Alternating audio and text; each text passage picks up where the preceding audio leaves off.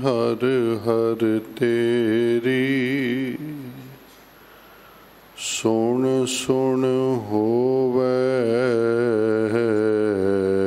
परम गत मेरी। जलन बुझी शीतल होए मनुआ, सतगुर का दर्शन पाए जियो। बाणी गुरु गुरु है बाणी, विच बाणी अमृत सारे। गुर बाणी कहे सेवक जन मानै, पर तख गुरु निस्तारे। बाणी बिरलो विचारसी,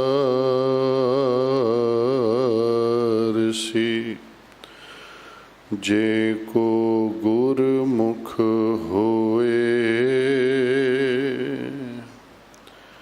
एह बाणी महापुरख की, निज घर वासा होए।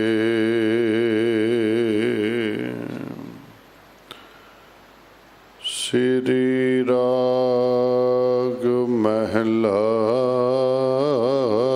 पंजवा। सबे थोक परापते, जे आवे एक हथ।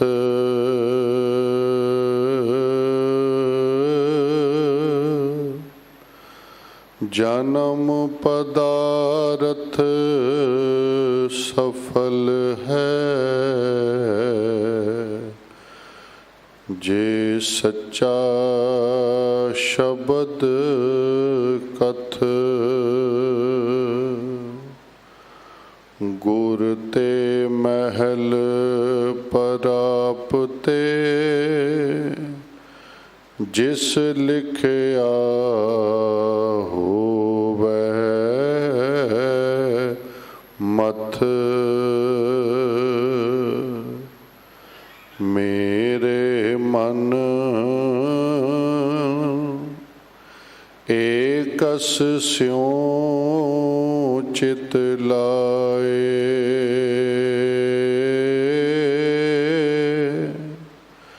एकस बिन सब तंद है। सब मिथ्या मोह माए रहा। लख खुशियाँ पातशाहियाँ, जे सतगुर नदर करे।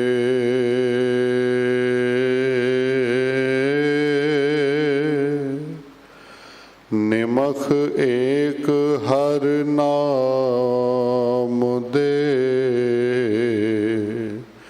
मेरा मन तन शीतल होए।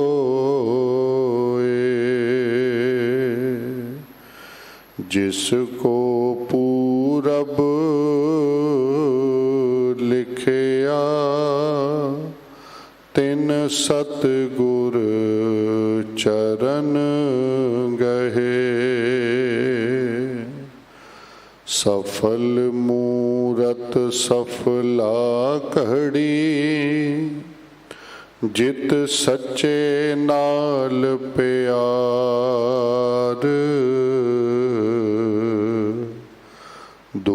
संताप ना लगई जिस हर का नाम आधार। बाहाँ पकड़ गुर काढ़िया सोई उतरिया पार। थान सुहावा पवित है जिथै संत सभा।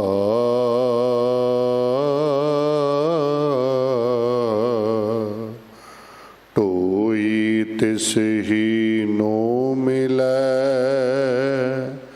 जिन पूरा गुरु लभा। नानक बद्धा कर ताहां जिथै मिरत ना जन्म जरा। थान सुहावा पवित है जिथै संत सभा। टोई तिस ही नो मिलै जिन पूरा गुरु लभा। नानक बद्धा कर ताहां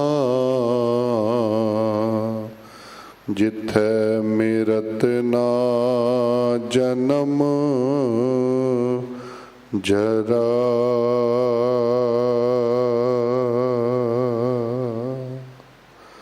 वाहिगुरु जी का खालसा वाहिगुरु जी की फतेह। यह पावन शब्द श्री राग अंदर धन धन श्री गुरु अर्जन देव साहिब महाराज वालों बख्शिश होया है।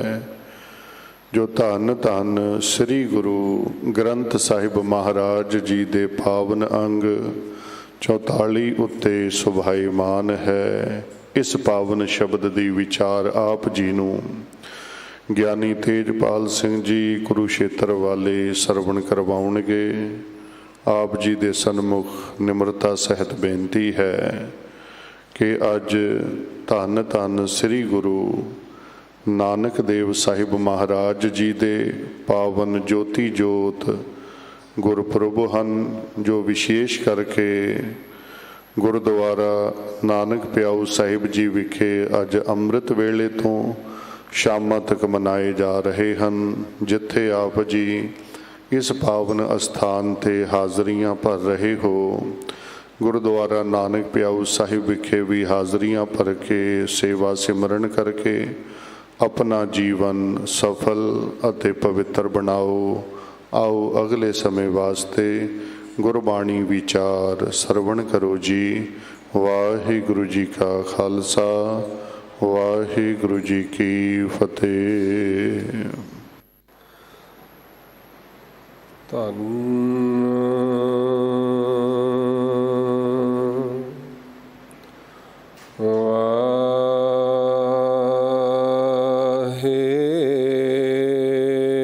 ਵਾਹਿਗੁਰੂ ਧੰਨ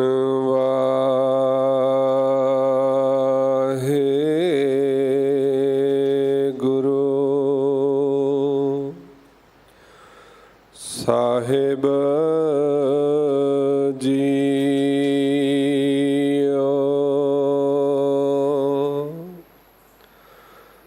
ਜੋ ਹਮਰੀ ਬਿਦ ਹੋਤੀ ਮੇਰੇ ਸਤਿਗੁਰਾ, ਸਾਬਿਦ ਤੁਮ ਹਰ ਜਾਣਹੁ ਆਪੇ।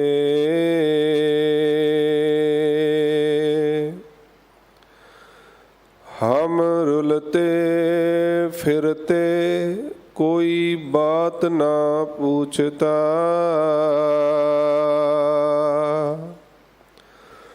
गुर सत गुर संग कीरे हम थापे।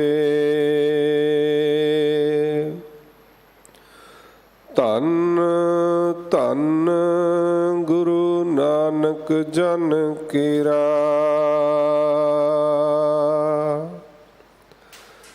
जित मिलिया चूके सब सोग संतापे।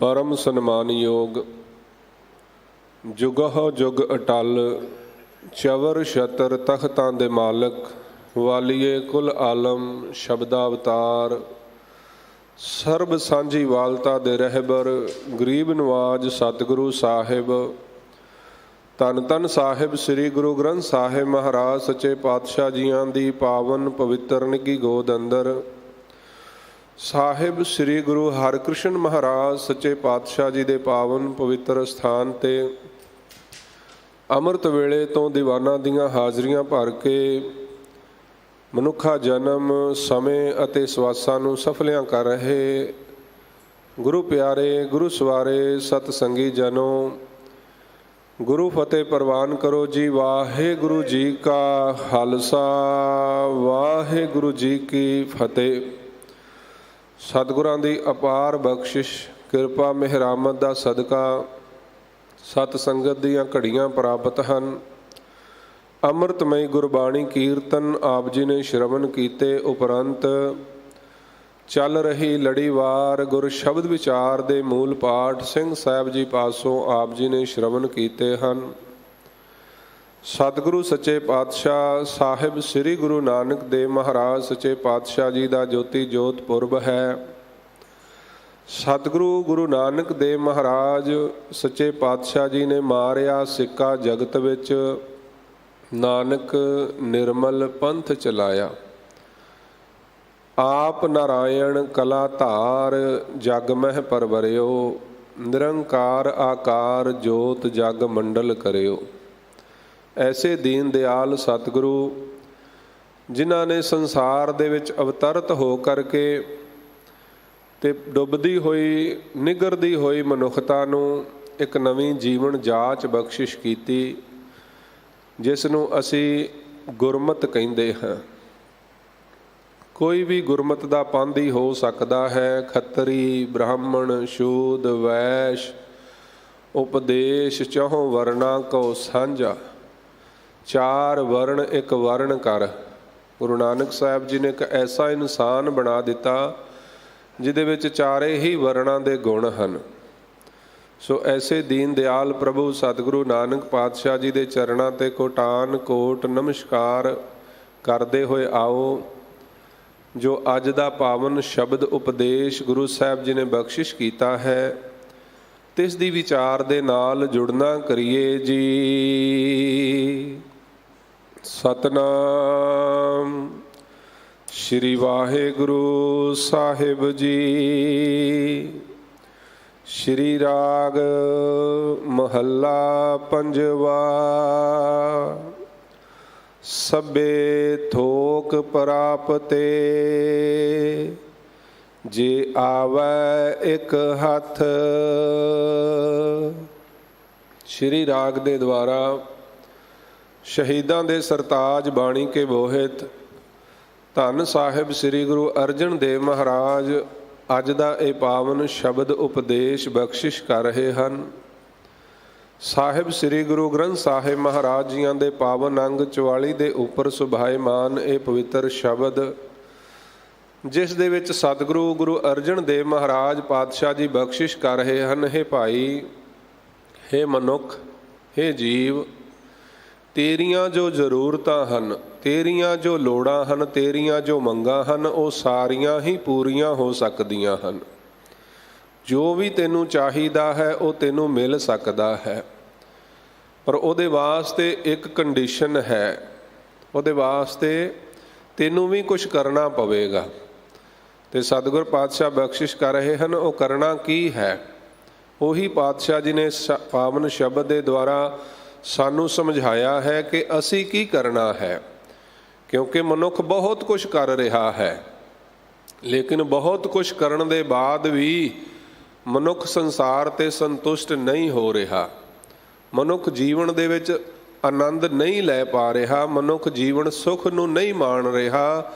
ਇਸ ਕਰਕੇ ਸਤਿਗੁਰ ਕਹਿੰਦੇ, ਭਾਈ ਤੂੰ ਬਹੁਤ ਕੁਝ ਕੀਤਾ ਹੈ, ਬਹੁਤ ਕੁਝ ਕਰ ਰਿਹਾ ਹੈ, ਆ ਤੈਨੂੰ ਇੱਕ ਜੀਵਨ ਜਾਚ ਅਸੀਂ ਦਿੰਦੇ ਹਾਂ। ਤੂੰ ਇਸ ਦੇ ਉੱਤੇ ਚੱਲ ਕੇ ਦੇਖ, ਤੂੰ ਇਹ ਕਰਮ ਕਰਕੇ ਦੇਖ, ਤੇਰਾ ਜੀਵਨ ਆਨੰਦਮਈ ਹੋ ਜਾਏਗਾ। ਜੋ ਗੁਰੂ ਦੇ ਮਾਰਗ 'ਤੇ ਚੱਲੇ ਉਹਨਾਂ ਦਾ ਜੀਵਨ ਆਨੰਦਮਈ ਹੋ ਗਿਆ, ਉਹਨਾਂ ਦਾ ਜੀਵਨ ਸੁਖਮਈ ਹੋ ਗਿਆ। ਸੋ ਸਤਿਗੁਰ ਪਾਤਸ਼ਾਹ ਬਖਸ਼ਿਸ਼ ਕਰਦੇ, ਸਭੇ ਥੋਕ ਪ੍ਰਾਪਤੇ। ਥੋਕ ਤੋਂ ਭਾਵ ਪਦਾਰਥ, ਸਭੇ ਤੋਂ ਭਾਵ ਸਾਰੇ ਹੀ। ਸਤਿਗੁਰ ਕਹਿੰਦੇ ਸਾਰੇ ਪਦਾਰਥ ਪ੍ਰਾਪਤ ਹੋ ਜਾਂਦੇ ਹਨ। ਇਹ ਨਹੀਂ ਕਿ ਹੋ ਜਾਣਗੇ, ਹੋ ਜਾਂਦੇ ਹਨ। ਪਾਤਸ਼ਾਹ ਜੀ ਦੀ ਬਾਣੀ ਅਸੀਂ ਪੜ੍ਹਦੇ ਹਨ, ਔਖੀ ਘੜੀ ਨਾ ਦੇਖਣ ਦੇਈ। ਉਹ ਦੇਖਣ ਹੀ ਨਹੀਂ ਦਿੰਦਾ ਉਹ ਪਰਮੇਸ਼ਰ। ਇਹ ਨਹੀਂ ਕਿ ਦੇਈ ਭਾਵ ਵਿੱਚ ਵਖਵਾ ਹੈ, ਵਿੱਚ ਅੰਤਰ ਹੈ ਕਿ ਪਤਾ ਨਹੀਂ ਦੇਖਣ ਦੇਵੇਗਾ ਕਿ ਨਹੀਂ ਦੇਵੇਗਾ। ਇਹ ਨਹੀਂ ਕਿ ਪਤਾ ਨਹੀਂ ਪ੍ਰਾਪਤ ਹੋਣਗੇ ਕਿ ਨਹੀਂ ਹੋਣਗੇ। ਐਸੀ ਡਾਊਟਫੁਲ ਨਹੀਂ ਹੈ ਗੁਰਬਾਣੀ। ਗੁਰਮਤਿ ਦਾ ਸਿਧਾਂਤ ਸੱਤ ਦੇ ਉੱਤੇ ਟਿਕਿਆ ਹੋਇਆ ਹੈ।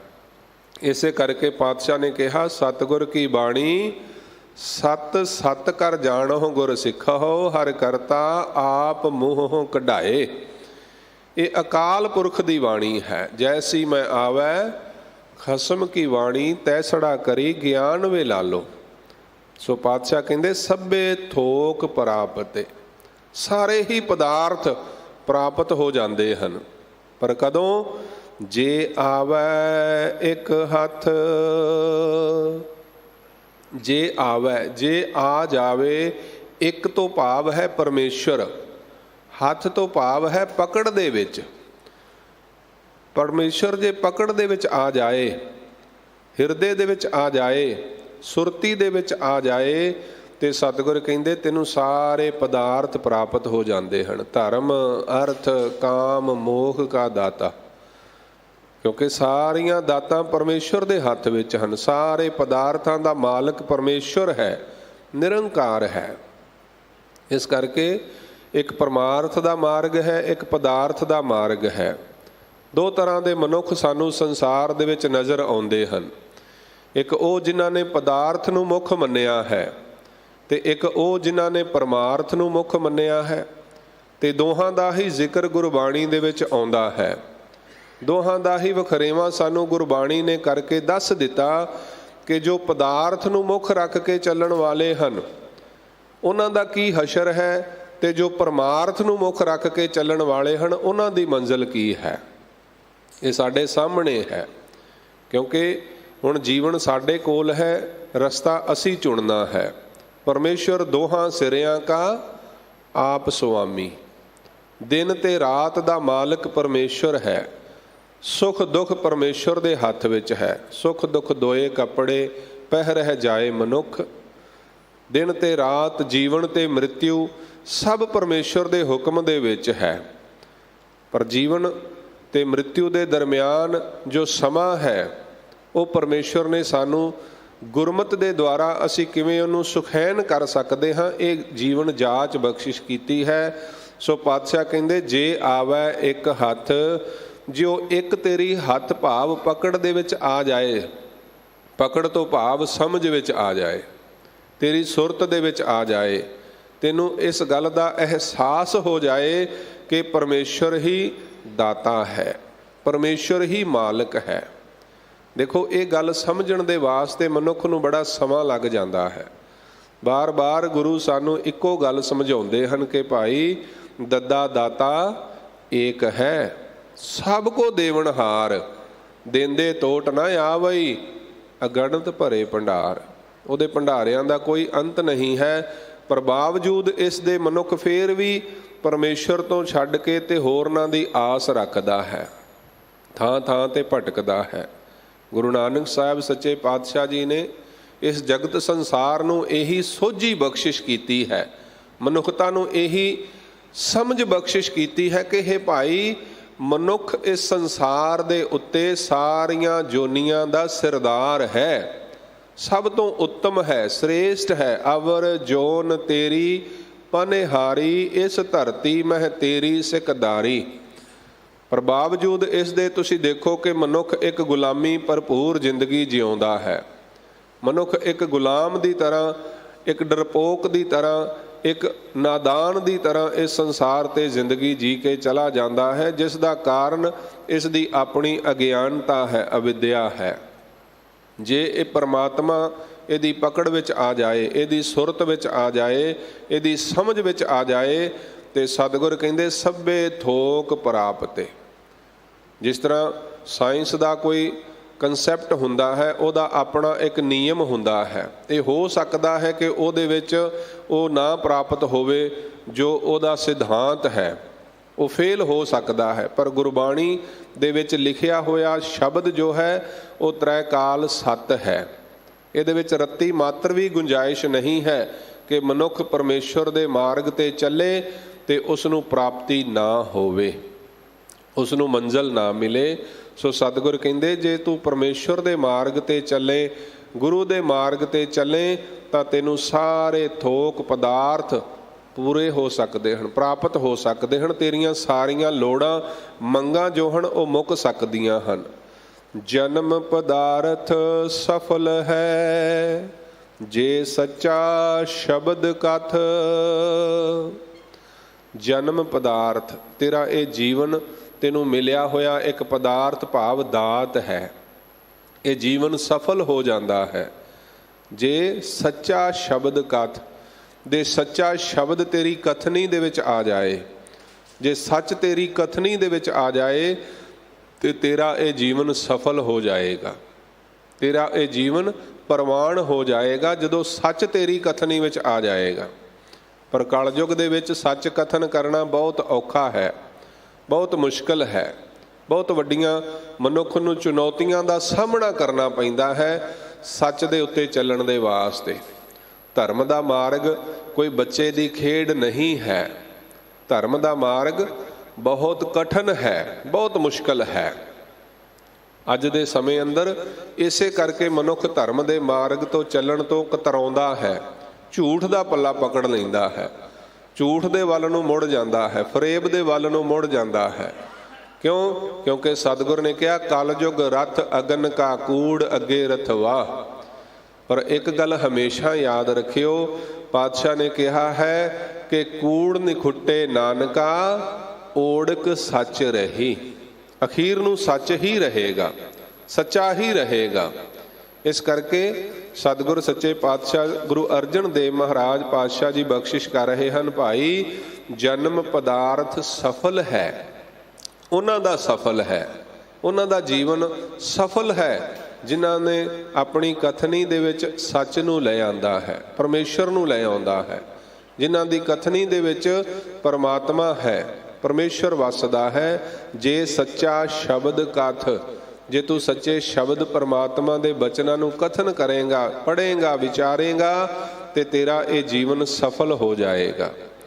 ਗੁਰ ਤੇ ਮਹਿਲ ਪ੍ਰਾਪਤੇ, ਜਿਸ ਲਿਖਿਆ ਹੋਵੈ ਮਥ। ਗੁਰ ਤੇ ਮਹਿਲ ਪ੍ਰਾਪਤ, ਮਹਿਲ ਤੋਂ ਭਾਵ ਹੈ ਅਵਸਥਾ, ਅਸਥਾਨ। ਗੁਰੂ ਦੇ ਦੁਆਰਾ ਉਹ ਅਵਸਥਾ, ਉਹ ਅਸਥਾਨ ਪ੍ਰਾਪਤ ਹੋ ਜਾਂਦੇ ਹਨ। ਪਰ ਪ੍ਰਾਪਤ ਕਿਹਨਾਂ ਨੂੰ ਹੁੰਦੇ ਹਨ? ਜਿਸ ਲਿਖਿਆ ਹੋਵੈ ਮਥ। ਮਥ ਤੋਂ ਭਾਵ ਮਸਤਕ ਦੇ ਉੱਤੇ। ਜਿਨ੍ਹਾਂ ਦੇ ਮਸਤਕ ਦੇ ਉੱਤੇ, ਜਿੰਨੇ ਵੀ ਅਸੀਂ ਸਤਿਗੁਰ ਦੀ ਹਜ਼ੂਰੀ ਵਿੱਚ ਬੈਠੇ ਹਨ, ਸਾਰਿਆਂ ਦੇ ਮਸਤਕ ਦੇ ਉੱਤੇ ਪਰਮੇਸ਼ਵਰ ਨੇ ਸੰਗਤ ਦਾ ਲੇਖ ਪਾਇਆ ਹੈ। ਇਹ ਪਰਮੇਸ਼ਵਰ ਦੀ ਕਿਰਪਾ ਦੇ ਨਾਲ ਹੀ ਸਾਧ ਸੰਗਤ ਪ੍ਰਾਪਤ ਹੁੰਦੀ ਹੈ। ਸੰਗਤ ਵਿੱਚ ਆ ਕੇ ਬੈਠਣਾ, ਗੁਰੂ ਦੇ ਉਪਦੇਸ਼ ਨੂੰ ਸ਼ਰਵਣ ਕਰਨਾ, ਇਹ ਮਤ ਸੋਚੋ ਕਿ ਆਪਣੀ ਸਿਆਣਪ ਹੈ, ਇਹ ਮਤ ਸੋਚੋ ਕਿ ਸਾਡੀ ਚਤੁਰਾਈ ਹੈ, ਸਾਡਾ ਬਲ ਹੈ, ਇਹ ਉਹਦੀ ਕਿਰਪਾ ਹੈ। ਉਹਨੇ ਧੁਰ ਦਰਗਾਹੋਂ ਹੀ ਇਹ ਬਖਸ਼ਿਸ਼ ਦੇ ਕੇ ਭੇਜਿਆ ਹੈ, ਇਹ ਉਹਦੀ ਕਿਰਪਾ ਦੇ ਨਾਲ ਮਿਲਦਾ ਹੈ। ਇਸ ਕਰਕੇ ਜਿਹੜੇ ਸੰਗਤ ਵਿੱਚ ਨਹੀਂ ਆਉਂਦੇ ਉਹਨਾਂ ਨੂੰ ਚਾਹੀਦਾ ਹੈ ਕਿ ਸੰਗਤ ਵਿੱਚ ਆਇਆ ਕਰਨ, ਕਿਉਂਕਿ ਸੰਗਤ ਵਿੱਚ ਆਉਣ ਦੇ ਕਰਕੇ ਮਨੁੱਖ ਦੇ ਲੇਖ ਬਦਲ ਜਾਂਦੇ ਹਨ। ਇਹ ਗੁਰੂ ਨਾਨਕ ਸਾਹਿਬ ਜੀ ਦੇ ਘਰ ਦੀ ਵਡਿਆਈ ਹੈ। ਜਿਹੜੇ ਆ ਗਏ ਉਹਨਾਂ ਨੂੰ ਧੁਰ ਦਰਗਾਹੋਂ ਹੀ ਬਖਸ਼ਿਸ਼ ਮਿਲੀ ਹੈ, ਤੇ ਜਿਹੜੇ ਨਹੀਂ ਆ ਰਹੇ ਉਹਨਾਂ ਨੂੰ ਚਾਹੀਦਾ ਹੈ ਕਿ ਉਹ ਆਇਆ ਕਰਨ, ਕਿਉਂਕਿ ਉਹਨਾਂ ਦੇ ਮਸਤਕ ਦੇ ਲੇਖ ਸਤਿਗੁਰ ਬਦਲ ਸਕਦੇ ਹਨ। ਗੁਰੂ ਨਾਨਕ ਸਾਹਿਬ ਜੀ ਦੇ ਦਰ ਤੇ ਏਡੀ ਵੱਡੀ ਬਖਸ਼ਿਸ਼ ਹੈ, ਕਿਰਪਾ ਹੈ, ਜੋ ਕੋਈ ਨਹੀਂ ਕਰ ਸਕਦਾ ਉਹ ਗੁਰੂ ਨਾਨਕ ਸਾਹਿਬ ਕਰ ਸਕਦੇ ਹਨ। ਉਹ ਗੁਰੂ ਨਾਨਕ ਸਾਹਿਬ ਜੀ ਦੀ ਬਖਸ਼ਿਸ਼ ਦੇ ਨਾਲ ਸਤਿਗੁਰੂ ਗੁਰੂ ਗ੍ਰੰਥ ਸਾਹਿਬ ਮਹਾਰਾਜ ਜੀ ਦੇ ਦਰ ਤੇ ਸਾਨੂੰ ਪ੍ਰਾਪਤ ਹੋ ਸਕਦਾ ਹੈ, ਜੋ ਸਾਨੂੰ ਕਿਤੋਂ ਵੀ ਪ੍ਰਾਪਤ ਨਹੀਂ ਹੁੰਦਾ।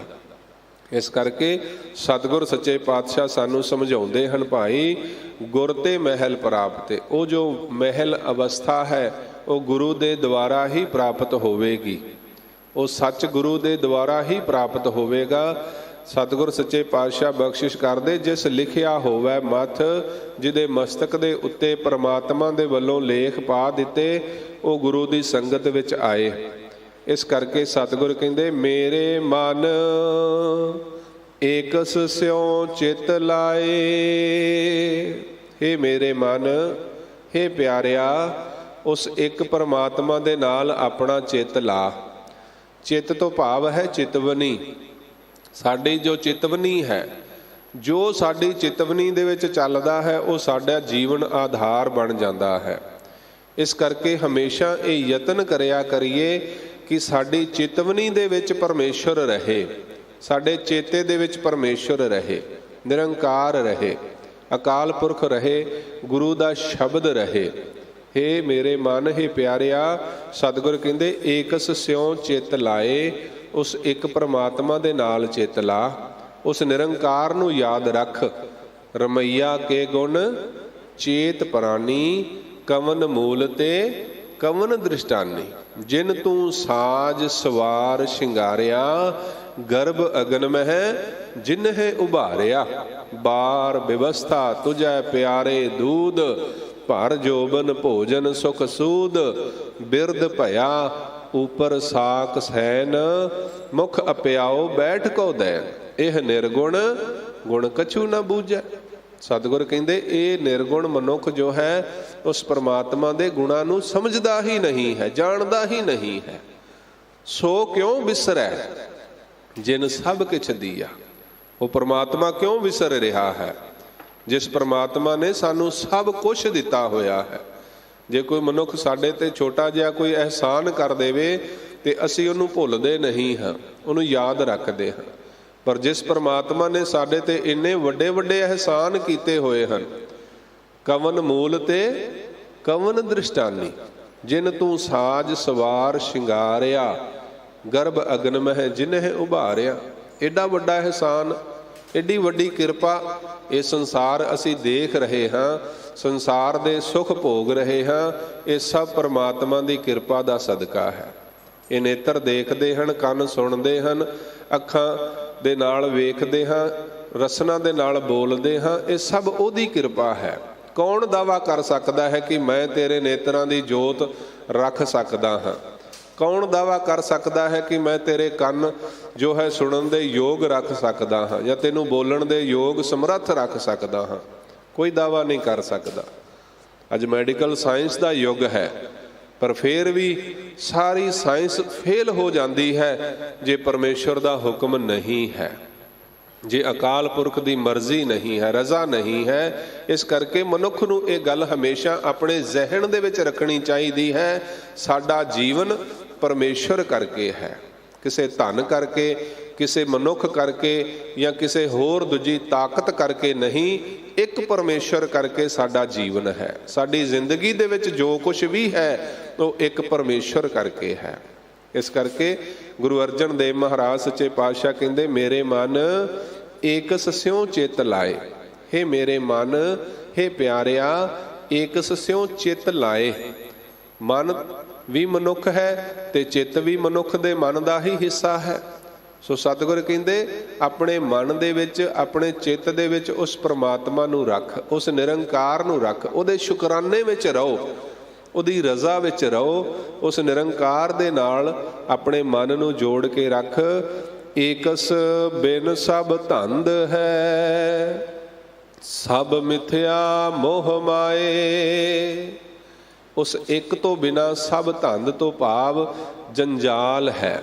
ਉਸ ਇੱਕ ਤੋਂ ਬਿਨਾ ਜੋ ਕੁਛ ਵੀ ਹੈ ਸੰਸਾਰ ਦੇ ਵਿੱਚ ਸਭ ਬੰਧਨ ਹਨ, ਸਭ ਸੰਸਾਰ ਦੇ ਦੁੱਖ ਹਨ। ਇਸ ਕਰਕੇ ਸਤਿਗੁਰ ਕਹਿੰਦੇ ਏਕਸ ਬਿਨ ਸਭ ਧੰਦ ਹੈ, ਸਭ ਮਿਥਿਆ। ਸਭ ਮਿਥਿਆ ਹੈ ਭਾਵ ਨਸ਼ਵਰ ਹੈ। ਉਸ ਇੱਕ ਤੋਂ ਬਿਨਾ ਜੋ ਕੁਛ ਵੀ ਅਸੀਂ ਦੇਖਦੇ ਹਾਂ ਸਭ ਨਾਸ਼ਵੰਤ ਹੈ। ਮਿਥਿਆ ਧਨ ਤਨ ਧਨ ਕੁਟੁੰਬ ਸਬਾਇਆ, ਮਿਥਿਆ ਹਉਮੈ ਮਮਤਾ ਮਾਇਆ, ਮਿਥਿਆ ਰਾਜ ਜੋਬਨ ਧਨ ਮਾਲ। ਸਤਿਗੁਰ ਕਹਿੰਦੇ ਜੋ ਕੁਛ ਵੀ ਹੈ ਸਭ ਮਿਥਿਆ ਹੈ, ਸਭ ਨਾਸ਼ਵੰਤ ਹੈ। ਕੂੜ ਰਾਜਾ, ਕੂੜ ਪਰਜਾ, ਕੂੜ ਸਭ ਸੰਸਾਰ, ਕੂੜ ਮੰਡਪ, ਕੂੜ ਮਾੜੀ, ਕੂੜ ਬੈਸਣਹਾਰ। ਸਭ ਕੁਛ ਕੂੜ ਹੈ, ਪਰ ਇਹ ਕੂੜ ਤਾਂ ਹੈ ਕਿਉਂਕਿ ਵਿਸਰਿਆ ਕਰਤਾਰ। ਕੂੜ ਕੂੜੇ ਨੇਹੋਂ ਲੱਗਾ ਵਿਸਰਿਆ ਕਰਤਾਰ। ਜਿਨ੍ਹਾਂ ਨੂੰ ਕਰਤਾਰ ਵਿਸਰ ਗਿਆ ਹੈ ਉਹਨਾਂ ਦੇ ਵਾਸਤੇ ਸਭ ਕੂੜ ਹੋ ਜਾਏਗਾ, ਉਹਨਾਂ ਦੇ ਵਾਸਤੇ ਸਭ ਨਾਸ਼ਵੰਤ ਹੈ, ਨਸ਼ਵਰ ਹੈ। ਪਰ ਜਿਨ੍ਹਾਂ ਦੇ ਹਿਰਦੇ ਵਿੱਚ ਕਰਤਾਰ ਹੈ, ਸਤਿਗੁਰ ਕਹਿੰਦੇ ਇਹ ਜਗ ਸੱਚੇ ਕੀ ਹੈ ਕੋਠੜੀ। ਸੱਚੇ ਕਾ ਵਿੱਚ ਵਾਸ। ਉਹਨਾਂ ਦਾ ਇਹ ਵਾਸ, ਉਹਨਾਂ ਦੇ ਹਿਰਦੇ ਵਿੱਚ ਪਰਮੇਸ਼ਵਰ ਦਾ ਵਾਸ ਹੈ। ਇਸ ਕਰਕੇ ਉਹਨਾਂ ਦੇ ਵਾਸਤੇ ਜਗਤ ਸੰਸਾਰ ਇਹ ਵਿਸ ਸੰਸਾਰ ਤੁਮ ਦੇਖਦੇ ਇਹੋ ਹਰ ਕਾ ਰੂਪ ਹੈ, ਹਰ ਰੂਪ ਨਦਰੀ ਆਇਆ। ਸੋ ਜੈਸੀ ਦ੍ਰਿਸ਼ਟੀ ਵੈਸੀ ਹੀ ਸ੍ਰਿਸ਼ਟੀ ਹੁੰਦੀ ਹੈ। ਸੰਸਾਰ ਸਾਡੀ ਸੋਚ ਦਾ ਹੀ ਪਰਿਣਾਮ ਹੈ। ਸੰਸਾਰ ਦੇ ਵਿੱਚ ਜੋ ਕੁਛ ਵੀ ਸਾਨੂੰ ਮਿਲਿਆ ਹੈ ਸਾਡੀ ਆਪਣੀ ਚਿਤਵਨੀ ਦਾ ਪਰਿਣਾਮ ਹੈ, ਸੋਚ ਦਾ ਪਰਿਣਾਮ ਹੈ। ਸੰਸਾਰ ਦੇ ਵਿੱਚ ਹੀ ਨਿਰੰਕਾਰ ਹੈ, ਸੰਸਾਰ ਦੇ ਵਿੱਚ ਹੀ ਸਾਰੇ ਸੁੱਖ ਹਨ, ਪਰ ਮਿਲਦੇ ਮਨੁੱਖ ਨੂੰ ਆਪਣੀ ਚਿਤਵਨੀ ਦੇ ਸਦਕਾ ਹਨ। ਇਸ ਕਰਕੇ ਸਤਿਗੁਰ ਸਮਝਾਉਂਦੇ ਹਨ ਭਾਈ ਉਸ ਇੱਕ ਪਰਮੇਸ਼ਵਰ ਤੋਂ ਬਿਨਾਂ ਸਭ ਧੰਦ ਹੈ, ਸਭ ਜੰਜਾਲ ਹੈ, ਸਭ ਦੁੱਖ ਰੂਪ ਹੈ, ਸਭ ਮਿਥਿਆ ਮੋਹ ਮਾਏ। ਮਾਇਆ ਦਾ ਹੀ ਪਸਾਰਾ ਹੈ, ਮੋਹ ਆਦਿਕ ਵਿਕਾਰ ਹੀ ਹਨ। ਇਸ ਸੰਸਾਰ ਦੇ ਅੰਦਰ ਮਾਇਆ ਬਹੁਤ ਪ੍ਰਬਲ ਹੈ। ਗੁਰੂ ਅਮਰਦਾਸ ਪਾਤਸ਼ਾਹ ਜੀ ਨੇ ਇਸ ਦੀ ਪਰਿਭਾਸ਼ਾ ਬੜੇ ਸਟੀਕ ਦਿੱਤੀ। ਸਤਿਗੁਰ ਕਹਿੰਦੇ ਇਹ ਮਾਇਆ ਜਿਤ ਹਰ ਵਿਸਰੈ, ਮੋਹ ਉਪਜੈ ਭਾਉ ਦੂਜਾ ਲਾਇਆ। ਜਿਸ ਕਰਕੇ ਪਰਮਾਤਮਾ ਵਿਸਰ ਰਿਹਾ ਹੈ ਉਹ ਮਾਇਆ ਦਾ ਰੂਪ ਹੈ।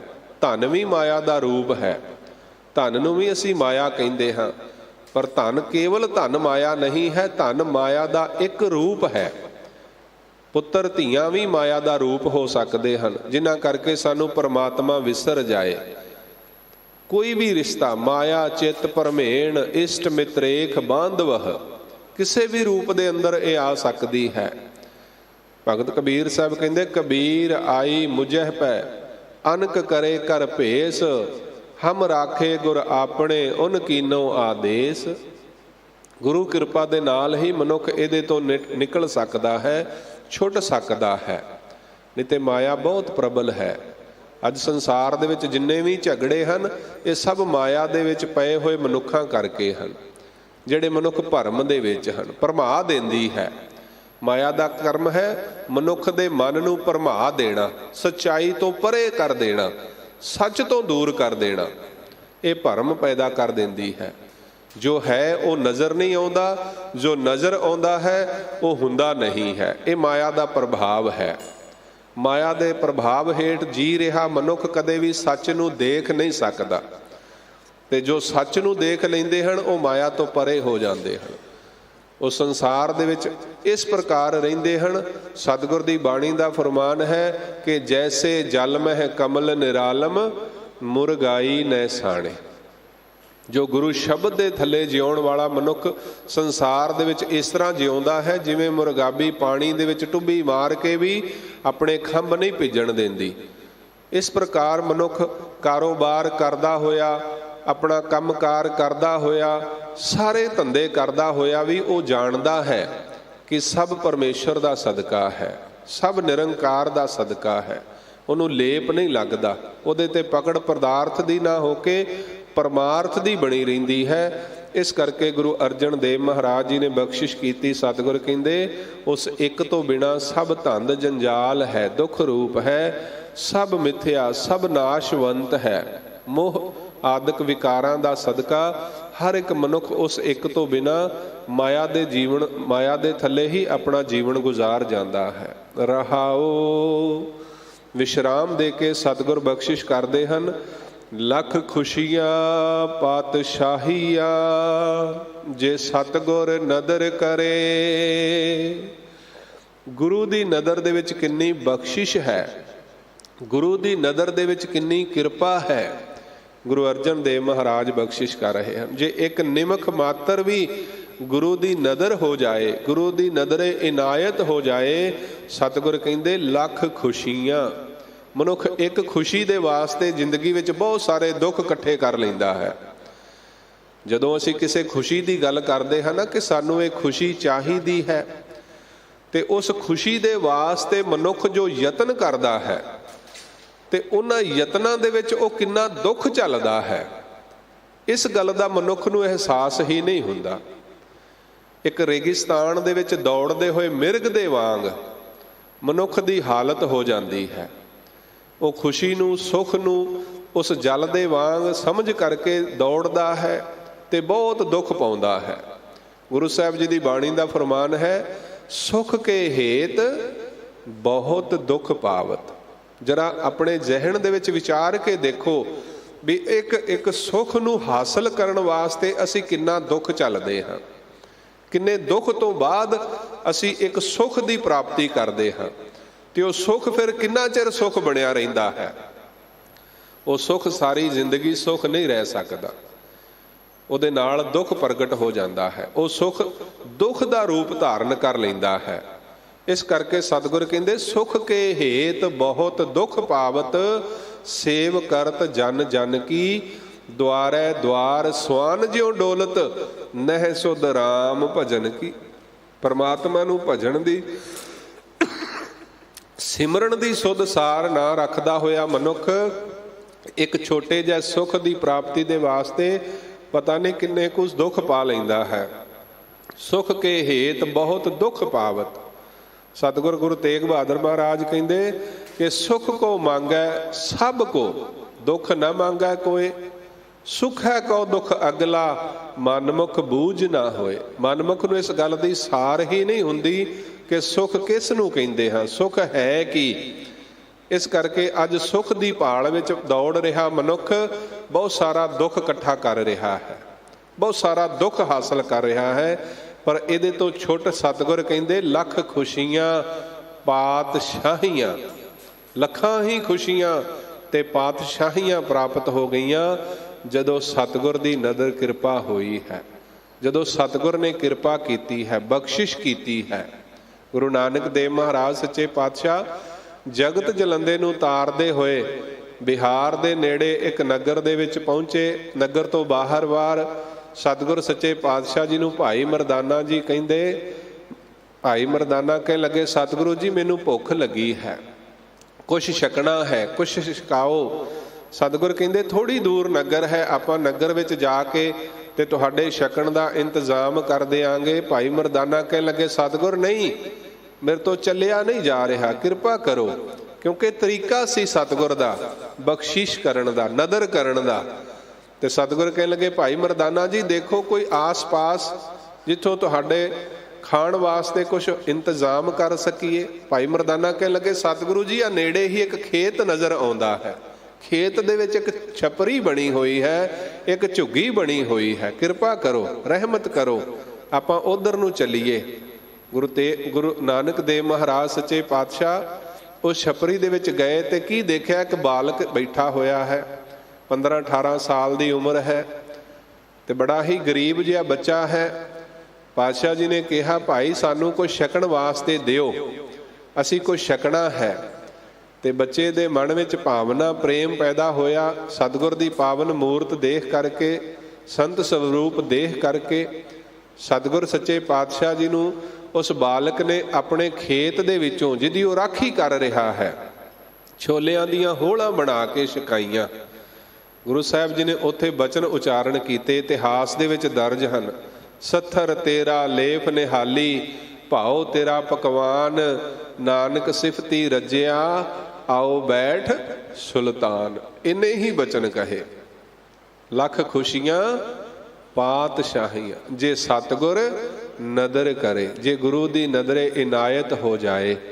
ਤੇ ਉਹ ਬਾਲਕ ਨੇਤਰਾਂ ਦੇ ਵਿੱਚ ਹੰਝੂ ਆ ਗਏ। ਕਹਿਣ ਲੱਗਾ, ਮੈਂ ਤੇ ਬੜਾ ਗਰੀਬ ਹਾਂ, ਮੇਰੇ ਘਰ ਦੇ ਵਿੱਚ ਤੇ ਖਾਣ ਨੂੰ ਰੋਟੀ ਵੀ ਨਹੀਂ ਹੈ, ਮੈਂ ਤੇ ਇਸ ਖੇਤ ਦੀ ਰਖਵਾਲੀ ਕਰਦਾ ਹਾਂ, ਇੱਥੋਂ ਜੋ ਮਿਲਦਾ ਹੈ ਉਹਦੇ ਨਾਲ ਗੁਜ਼ਾਰਾ ਕਰਦੇ ਹਾਂ।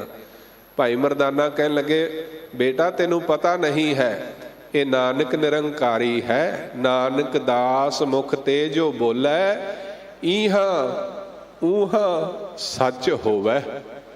ਗੁਰੂ ਸਾਹਿਬ ਜੀ ਦੀ ਬਾਣੀ ਦਾ ਫਰਮਾਨ ਹੈ, ਗੁਰੂ ਨਾਨਕ ਸਾਹਿਬ ਜੀ ਨੇ ਤੇ ਜੋ ਬੋਲ ਦਿੱਤਾ, ਉਹ ਨਾ ਤੇ ਇੱਥੇ ਕੋਈ ਮੋੜ ਸਕਦਾ ਹੈ, ਨਾ ਉੱਥੇ ਕੋਈ ਮੋੜ ਸਕਦਾ ਹੈ, ਨਾ ਪਰਲੋਕ ਦੇ ਵਿੱਚ ਕੋਈ ਮੋੜ ਸਕਦਾ ਹੈ।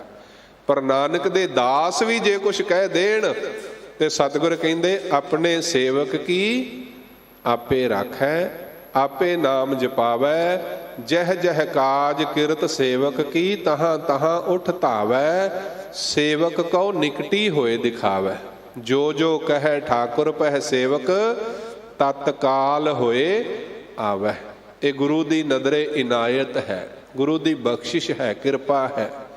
ਗੁਰੂ ਨਾਨਕ ਸਾਹਿਬ ਜੀ ਤੋਂ ਵੱਡਾ ਕੋਈ ਦਰ ਨਹੀਂ ਹੈ। ਸਤਿਗੁਰ ਨੂੰ ਪੁੱਛੋ, ਗਿਆਨ ਧਿਆਨ ਕਿਛ ਕਰਮ ਨਾ ਜਾਣਾ, ਸਾਰ ਨਾ ਜਾਣਾ ਤੇਰੀ, ਸਭ ਤੇ ਵੱਡਾ ਸਤਿਗੁਰ ਨਾਨਕ, ਜਿਨ ਕਲ ਰਾਖੀ ਮੇਰੀ। ਆਓ ਪਿਆਰ ਦੇ ਨਾਲ ਗੁਰੂ ਨਾਨਕ ਸਾਹਿਬ ਜੀ ਦੇ ਚਰਨਾਂ ਦਾ ਧਿਆਨ ਧਾਰਦੇ ਹੋਏ ਆਪਾਂ ਸਾਰੇ ਪੜ੍ਹ ਲਈਏ। ਧੰਨ ਗੁਰੂ ਨਾਨਕ ਤੂੰ ਹੀ ਨਿਰੰਕਾਰ, ਧੰਨ ਗੁਰੂ ਨਾਨਕ ਤੂੰ ਹੀ ਨਿਰੰਕਾਰ।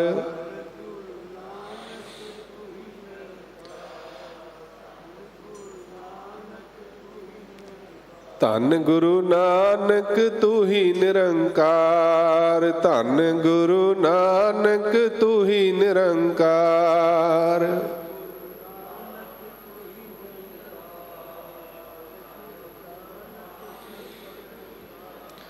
ਧੰਨ ਗੁਰੂ ਨਾਨਕ ਤੂੰ ਹੀ ਨਿਰੰਕਾਰ, ਧੰਨ ਗੁਰੂ ਨਾਨਕ ਤੂੰ ਹੀ ਨਿਰੰਕਾਰ।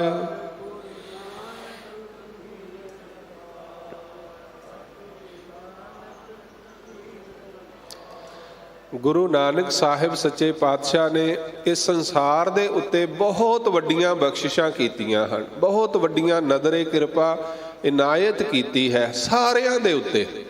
ਗੁਰੂ ਨਾਨਕ ਸਾਹਿਬ ਕਿਸੇ ਖਾਸ ਕੁੱਲ ਜਾਤੀ ਜਾਂ ਸਮਾਜ ਦੇ ਉੱਤੇ ਕਿਰਪਾ ਨਹੀਂ ਕਰਦੇ। ਗੁਰੂ ਨਾਨਕ ਸਾਹਿਬ ਸਮੁੱਚੀ ਮਨੁੱਖਤਾ ਦੇ ਉੱਤੇ, ਸਮੁੱਚੀ ਸ੍ਰਿਸ਼ਟੀ ਦੇ ਉੱਤੇ ਕਿਰਪਾ ਕਰਨ ਵਾਲੇ ਹਨ। ਪਸ਼ੂ ਪ੍ਰੇਤ ਮੁਗਧ ਕੋ ਤਾਰੇ, ਪਾਹਨ ਪਾਰ ਉਤਾਰੇ।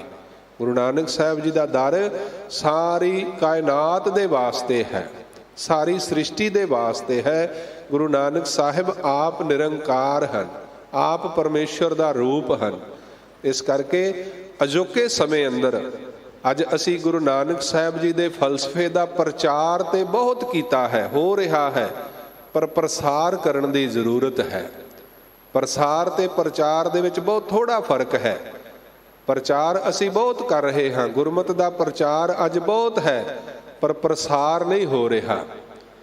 ਪ੍ਰਸਾਰ ਤੋਂ ਭਾਵ ਕਿ ਅੱਜ ਗੁਰੂ ਨਾਨਕ ਸਾਹਿਬ ਜੀ ਦਾ ਫਲਸਫਾ ਜਿਨ੍ਹਾਂ ਹਿਰਦਿਆਂ ਤੱਕ, ਜਿਨ੍ਹਾਂ ਜੀਵਨ ਤੱਕ ਪਹੁੰਚ ਜਾਣਾ ਚਾਹੀਦਾ ਹੀ, ਅਸੀਂ ਉੱਥੋਂ ਤੱਕ ਪਹੁੰਚਾ ਨਹੀਂ ਪਾਏ।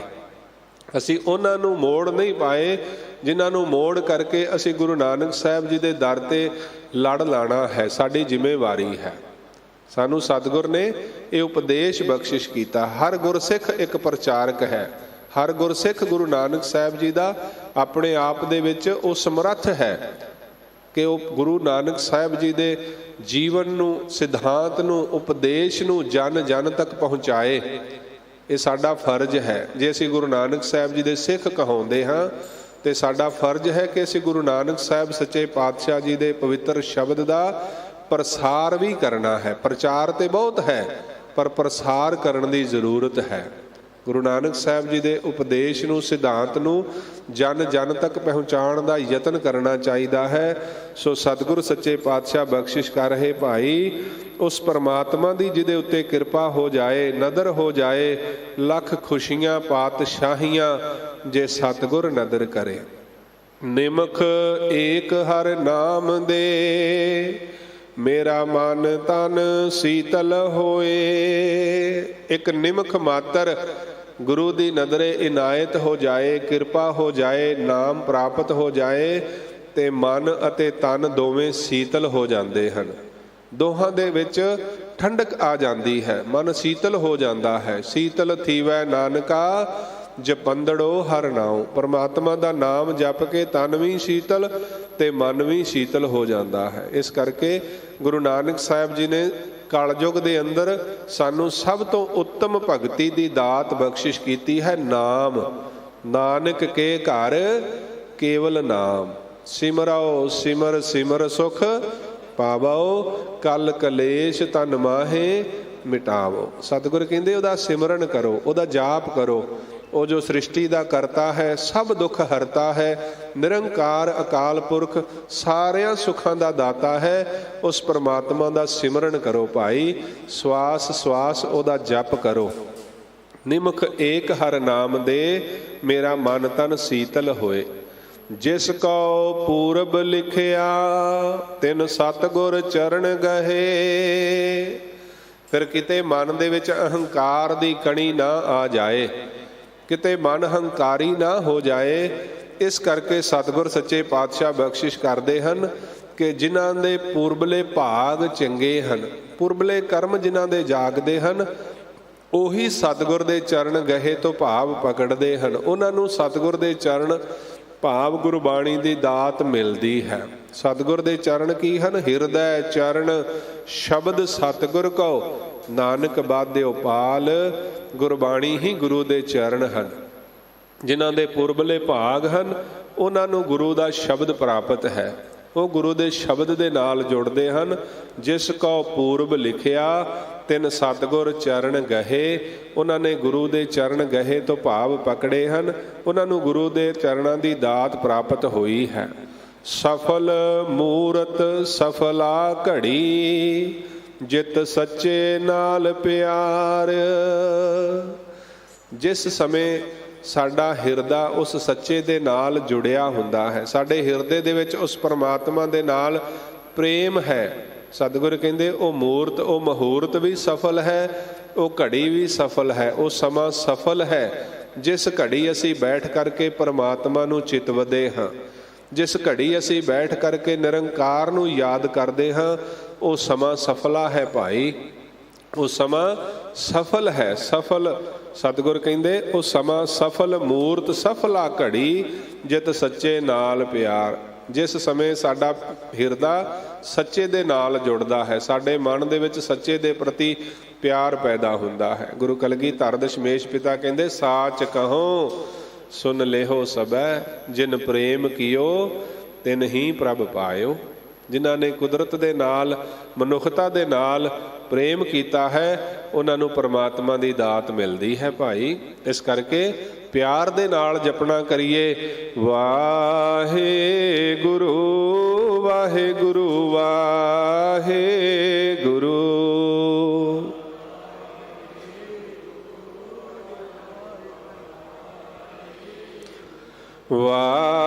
ਵਾਹਿਗੁਰੂ ਵਾਹਿਗੁਰੂ ਵਾਹਿਗੁਰੂ।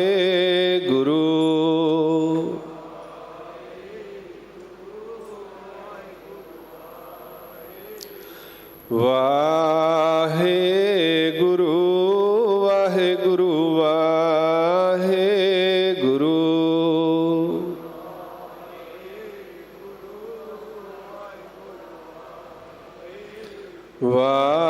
ਵਾਹਿਗੁਰੂ ਵਾਹਿਗੁਰੂ ਵਾਹਿਗੁਰੂ।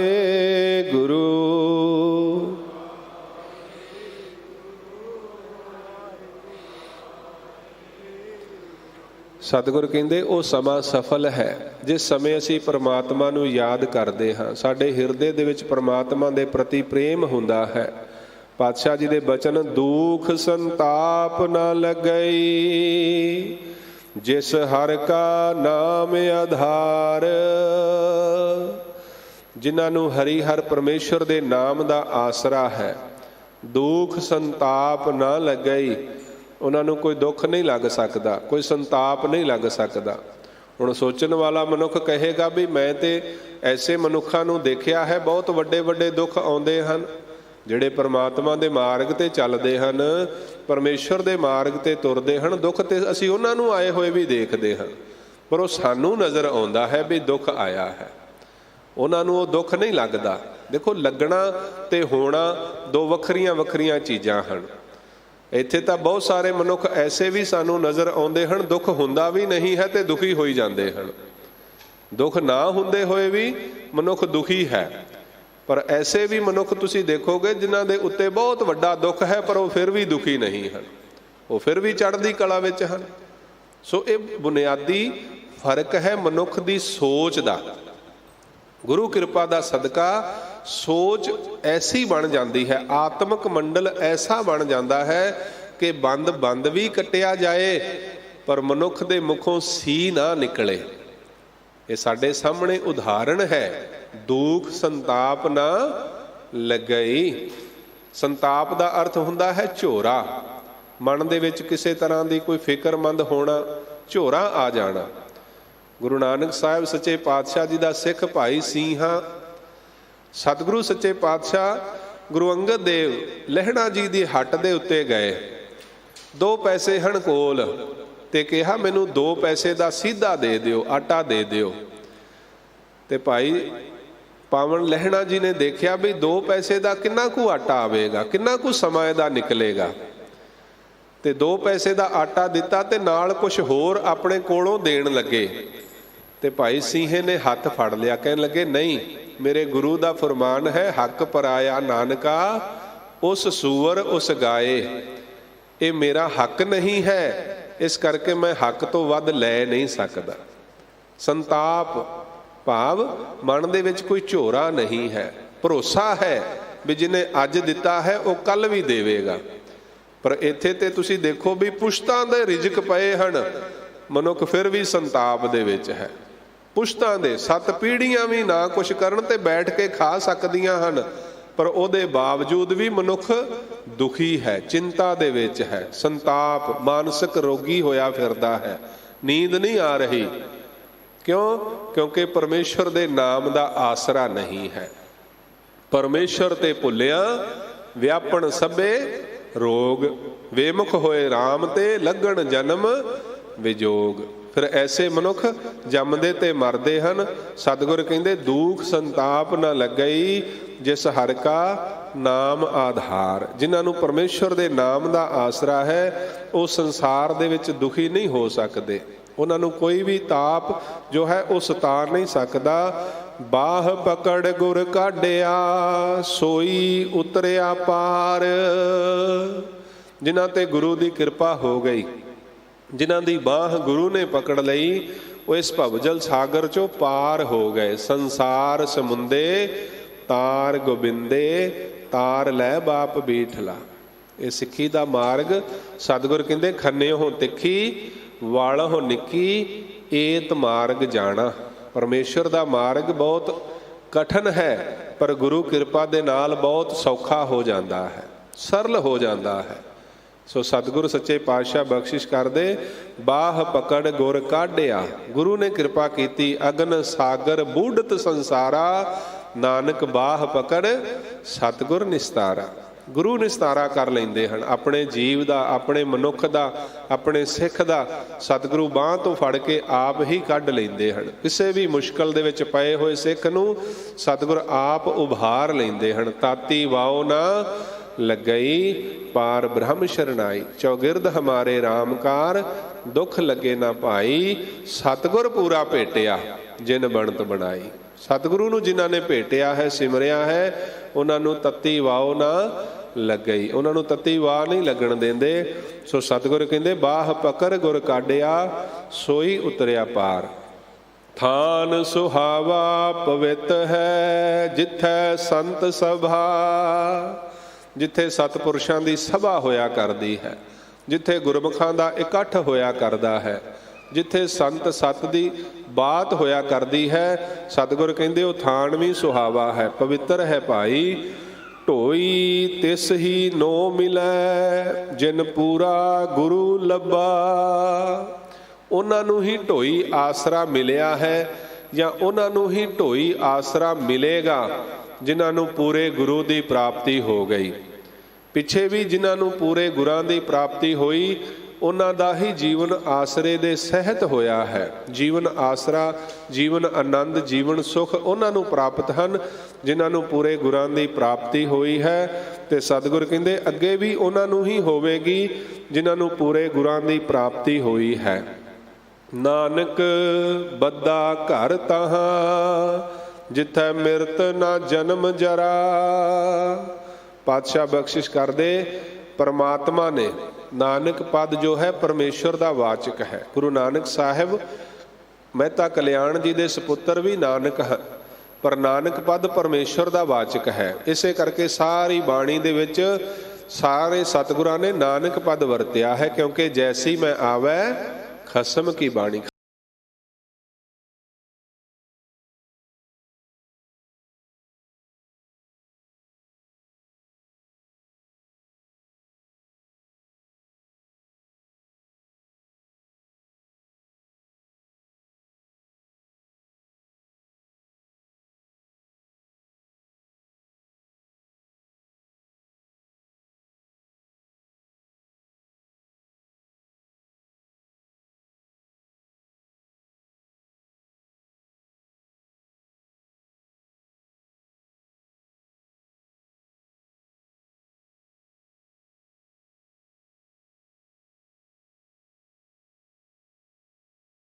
ਸਕੇ। ਸਤਿਗੁਰਾਂ ਦੀ ਬਾਣੀ ਅਗਾਧ ਬੋਧ ਹੈ, ਅਲਪ ਮਤ ਹੈ। ਜਿਸ ਪ੍ਰਕਾਰ ਸਾਹਿਬ ਰਹਿਮਤ ਕਰਦੇ ਹਨ, ਆਪ ਜੀ ਦੇ ਨਾਲ ਵਿਚਾਰ ਸਾਂਝੇ ਕੀਤੇ, ਹੋਈਆਂ ਬੇਅੰਤ ਪ੍ਰਕਾਰ ਦੀਆਂ ਭੁੱਲਾਂ ਗਲਤੀਆਂ ਦੀ ਖਿਮਾ ਬਖਸ਼ਿਸ਼ ਕਰਿਓ।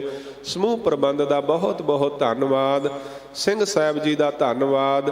ਆਪ ਸਮੂਹ ਸਾਧ ਸੰਗਤ ਜੀ ਦਾ ਬਹੁਤ ਬਹੁਤ ਧੰਨਵਾਦ। ਕੋਟਾਨ ਕੋਟ ਧੰਨਵਾਦ। ਸਾਹਿਬ ਸ੍ਰੀ ਗੁਰੂ ਗ੍ਰੰਥ ਸਾਹਿਬ ਮਹਾਰਾਜ, ਗੁਰੂ ਹਰਿਕ੍ਰਿਸ਼ਨ ਸਾਹਿਬ ਮਹਾਰਾਜ ਸੱਚੇ ਪਾਤਸ਼ਾਹ ਜੀ ਦਾ ਹੋਈਆਂ ਬੇਅੰਤ ਭੁੱਲਾਂ ਦੀ ਖਿਮਾ ਬਖਸ਼ੋ, ਆਸੀਸ ਬਲਾਓ, ਫਤਿਹ। ਵਾਹਿਗੁਰੂ ਜੀ ਕਾ ਖਾਲਸਾ, ਵਾਹਿਗੁਰੂ ਜੀ ਕੀ ਫਤਿਹ। ਰਾਮ ਕਲੀ ਮਹਿਲਾ ਤੀਜਾ, ਆਨੰਦ ਏਕ ਓੰਕਾਰ।